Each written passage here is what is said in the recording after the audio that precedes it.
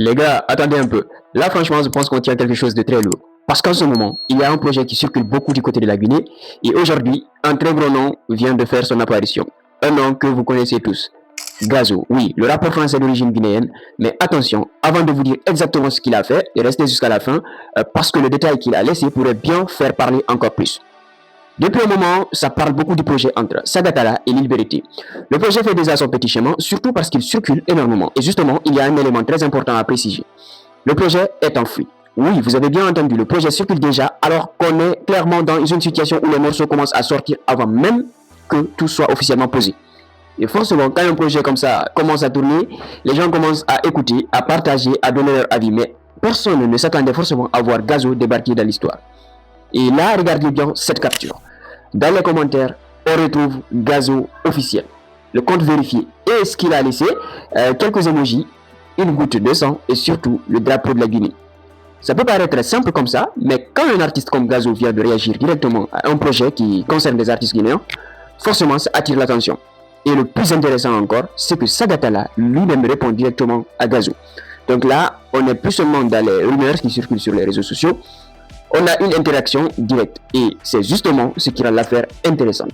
Mais maintenant, la vraie question est, pourquoi Gazo réagit-il à ce projet? Est-ce qu'il a simplement écouté et validé le délire? Est-ce qu'il y a quelque chose de plus gros derrière? Parce qu'on connaît Gazo, quand il réagit à quelque chose, surtout avec le drapeau guinéen, forcément, les gens vont commencer à se poser des questions. Et avec un projet qui est déjà en fuite, ça peut rapidement prendre une autre dimension. Parce que vous le savez comme moi, un projet qui fuite, ça peut soit tuer le projet, soit créer encore plus de buzz. Et dans ce cas précis, j'ai l'impression que c'est plutôt la deuxième option qui est en train de se passer. Regardez simplement ce qui est en train de se passer. Le projet circule, les gens commencent à en parler.